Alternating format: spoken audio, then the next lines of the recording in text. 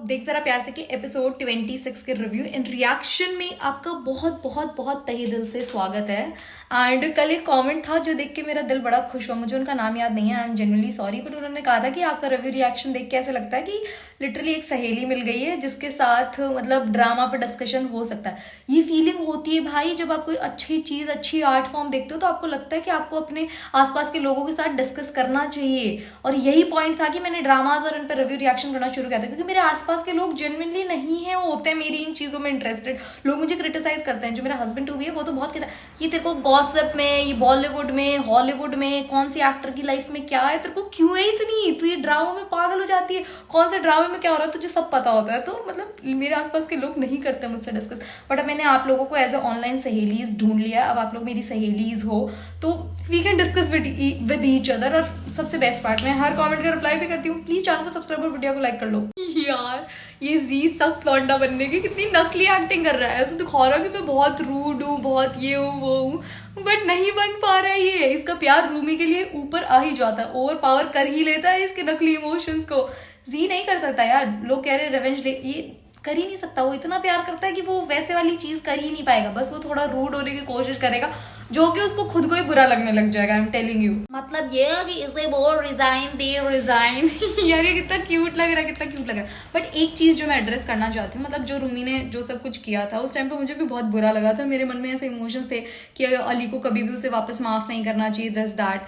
But एक चीज बताऊं, मतलब ऐसा नहीं होना चाहिए। इफ यू लव समवन, ठीक है हो गई गलती, रिवेंज वाली चीज है, रिवेंज लाइफ टाइम नहीं चल सकता, and it's a drama. So character development होता है। इफ रूमी चेंजेस और सारी चीजें होती है तो आई फील कि इनकी हैप्पी एंडिंग होनी चाहिए। उस टाइम पे मोमेंट्री गुस्सा था एज अ ऑडियंस, बट अभी वो हम लोग ओवर पावर कर चुके हैं, मतलब ओवरकम कर चुके हैं उस चीज से। तो वहां पे हमें स्टक नहीं रहना चाहिए, हमें पॉजिटिविटी की तरफ चलना चाहिए। इसलिए अभी हमें रूमी को ऐसे माफ कर देना चाहिए। अगर अब उनका बिहेवियर ठीक हो जाता है, सारी चीजें, तो वी शुड फॉरगिव हर। ऐसे नहीं, कैरेक्टर है तो उसके साथ एज अ ऑडियंस हमें भी डेवलप होना चाहिए। आई लिटरली वशी इज सो मी। मतलब मैं खुद ऐसी हूँ, अगर मेरी बहन के साथ ऐसा कुछ किसी वर्क प्लेस पे हो जाए और हम साथ काम कर रहे हो, मैं तो खुद ही बातें सुनने में लगी रहूँ क्या बात हुई। मेरे को तो भाई मसाले में बहुत इंटरेस्ट है, मतलब आई लव मसाला। बेशक लोग कुछ कहे, जब तक पॉजिटिव वे में हंसी मजाक में कुछ भी हो रहा होता है ना, I am in for it. मैं फुल्ली इन हूँ उस चीज के लिए।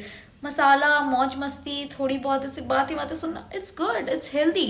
और वशी कितनी सेंसिबल है। अगर रूमी को अभी भी यही करना है तो इट्स रॉन्ग। फिर मैं नहीं होंगी इस हक में कि भाई सब ठीक हो जाए, कैरेक्टर डेवलपमेंट करना ही नहीं चाह रहे। कैरेक्टर डेवलपमेंट ये क्या बात हुई? अभी तक भी बदले में इतना गलत कर दिया, खुद गिल्टी भी फील कर रहे हो, बुरा भी लग रहा है, आपको रियलाइज भी हो गया कि भाई वो इंसान आपसे कितना प्यार करता था। सारी चीजें, तस्वीरें देख लिया आपने वॉलपेपर पे, सब कुछ, फिर भी आप सेम चीज करे जा रहे हो। क्यों Rumi? Please don't do that.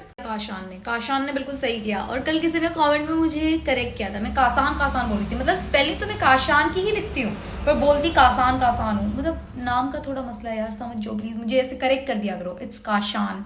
अब मैं याद रखूंगी। मुस्तफा, यार मुस्तफा, मैंने मतलब किसी भी एक्टर को ऐसे फॉलो नहीं किया। बड़े वाले तो देखो सारे इंडिया में बैंड है, बट मैंने किसी भी एक भी सेलिब्रिटी को ऐसे फॉलो नहीं किया। बट मैंने मुस्तफा को फॉलो करना शुरू कर दिया है। मेरा Instagram account is very very very private. I am genuinely sorry अगर आप लोग मुझे ढूंढ के रिक्वेस्ट भी भेज रहे हो, तो मैं जेन्युइनली नहीं कर सकती accept, because there are some things which needs to be ऐसे एकदम सिक्लूडेड, समझ लो, बहुत प्राइवेट है। वरना व्यूज के लिए मैं वहां पे भी कर सकती, बट मैं नहीं करती जेन्युइनली। मतलब it's all there on YouTube. जो मैं हूँ आपको ऐसे पूरी यूट्यूब पे मिलूंगी। बट मुस्तफा को मैंने ऐसे फॉलो करना शुरू कर दिया। एक आधा ऐसे डीएम्स भी भेज देती हूँ जिनका ऑब्वियसली मुझे रिप्लाई नहीं मिलता है। पता नहीं क्यों मुझे लग रहा है ये अली का बच्चा साथ ना ले जाए। थोड़ा तो सख्त लौंडा बनना है ना, थोड़ा सा ऐसे थोड़ी सी प्रैक्टिस तो होनी चाहिए ना। मतलब मुझे लग रहा है पर ये ले जाएगा साथ ऐसा अकेला देख के कि कैसे जाएगी एंड ऑल दैट। जिस हिसाब से लुक्स दे के जाता है, अच्छा तो लगता है यार मुझे हमजा। मतलब शुरू के 23 एपिसोड्स तक I was not a big fan, क्योंकि जो सब उसने शुरुआत में किया था, बट अब मुझे अच्छा लगने लग गया ऑल ऑफ सडन, बहुत ही ज्यादा। सच क्यूटी वापस आ गया। कितना क्यूट है यार ये। जिस हिसाब से देखता है ना, मतलब ऐसे सीधा ऐसे आर पार, ऐसे दिल के आर पार छलनी होने वाली नजरें हैं। बेचारे के जले पे नमक छिड़कने आ गए हैं बेचारे के इस हिसाब से।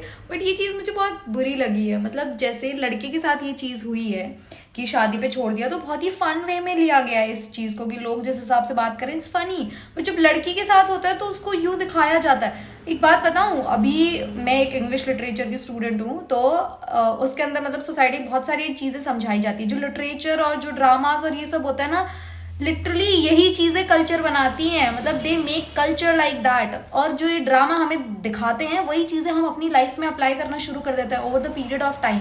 तो ये जो ड्रामाज में मतलब लेडीज़ के लिए इतना सिंपैथाइज और आदमी के लिए नहीं किया जाता है, वो भी कंडीशनिंग ही हो रही है हमारे ब्रेन की। We don't get it, but generally ये स्लोली जो चीज़ें होती है ये ड्रामाज में, बुक्स में, मूवीज़ में, एड्स में, ये हमारी ब्रेन की कंडीशनिंग करते हैं। So I generally don't like this thing कि लड़कों के लिए ऐसे एकदम फनी वे में दिखा दिया उनकी ट्रेजेडी को और लड़की की ट्रेजेडी को एकदम रोना धोना एंड ऑल। जी बोल रहा है ना एडी साहब को, अब मुझे अच्छा लग रहा है, इसी तरीके से बात करनी चाहिए थी। एटलीस्ट अपना गुस्सा लैश आउट कर लेना चाहिए, वरना फिर पीछे से बैठ के बंदा प्लानिंग प्लॉटिंग कर रहा होता है। गुस्सा लैश आउट नहीं करता ना तो फिर वो हेट्रेड बन जाती है और उस तरीके से निकलती है। एंड आई एम लविंग दादी जो मैडम जेलर साहब है उनकी केयर फॉर जी, पता नहीं मुझे बहुत अच्छा लग रहा है देख के। मतलब इन दोनों की बॉन्डिंग ऐसे एक्सपेक्टेड भी नहीं थी, बट इट्स वेरी ब्यूटिफुल। मतलब दादी जिस हिसाब से स्टैंड लेती है अपनी पोती के अगेंस्ट जाके भी, इट्स वेरी क्यूट।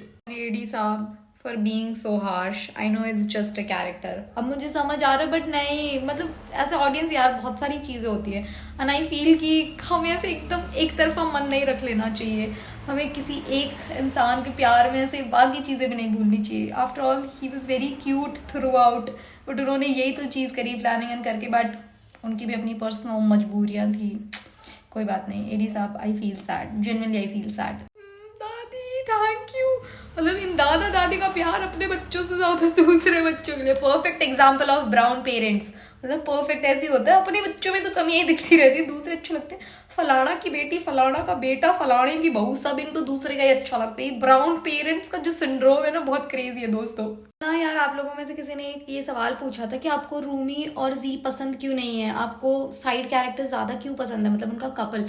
मैं सच बता रही हूँ क्योंकि हम लोगों ने ना जो मेन लीड होती है उसको इतना ज्यादा ग्लोरीफाई कर दिया है और उसके चलते एक ऐसी स्टोरी लाइन बनाई जाती है कि उनकी लाइफ में प्रॉब्लम्स होती है, उनकी लाइफ में इतनी भसड़ दिखाई जाती है, इतना ड्रामेबाजी दिखाई जाती है।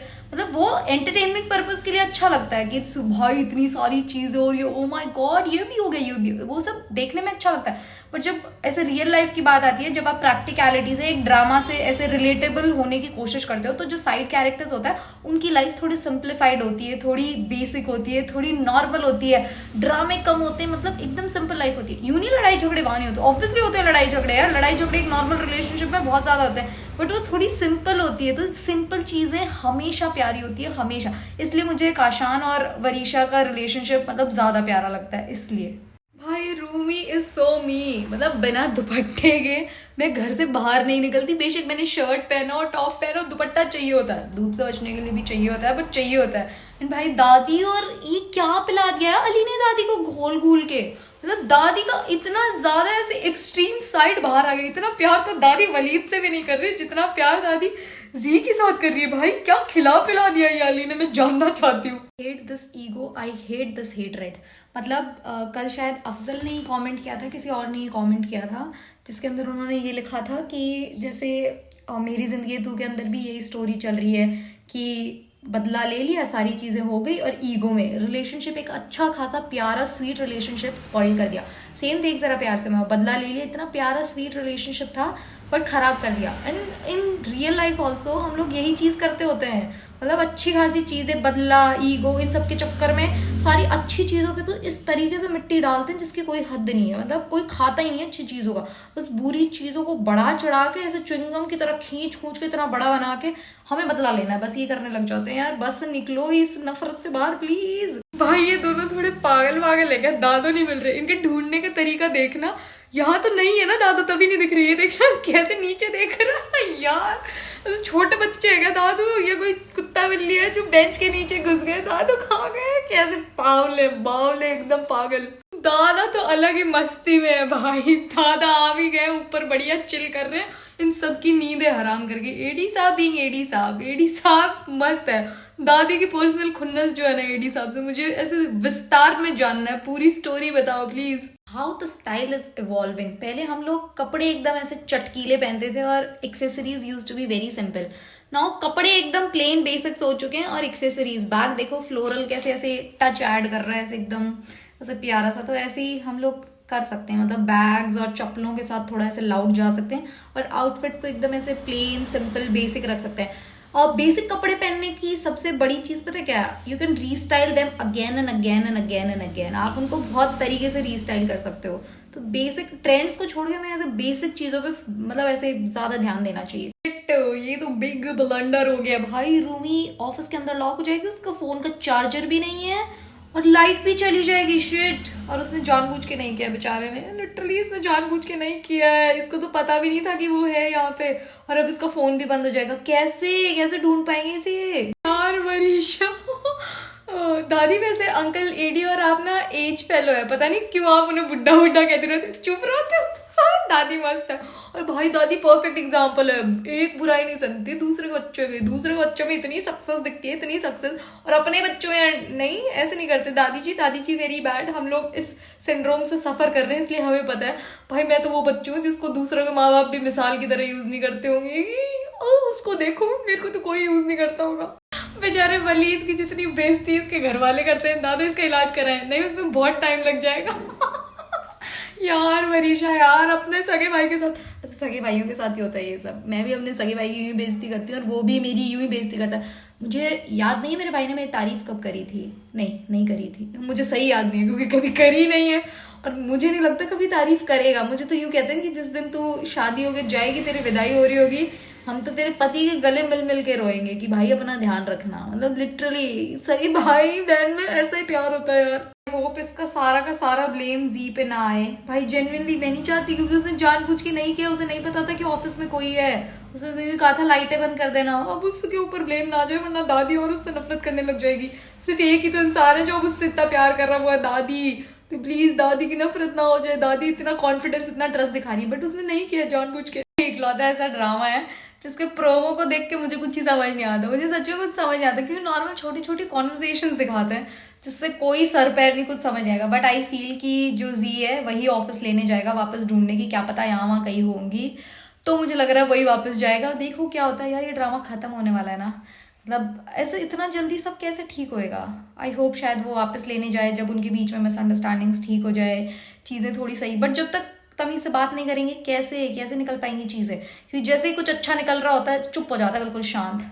थैंक यू सो मच दोस्तों। प्लीज़ चैनल को सब्सक्राइब और वीडियो को लाइक कर देना अगर हाइप का ऑप्शन आ रहा है तो। That's always up to you, कर सकते हैं। Thank you so much and अपना ध्यान रखो, बस खुश रहो। क्योंकि there are so many people जो आपको दुखी करने के लिए पता नहीं क्या कुछ बोलेंगे। खुश रहो, खुश रहने का। राखी सावंत की बातें सुन लो, खुश रहो, खुश रहने का। ठीक है, thank you so much, bye.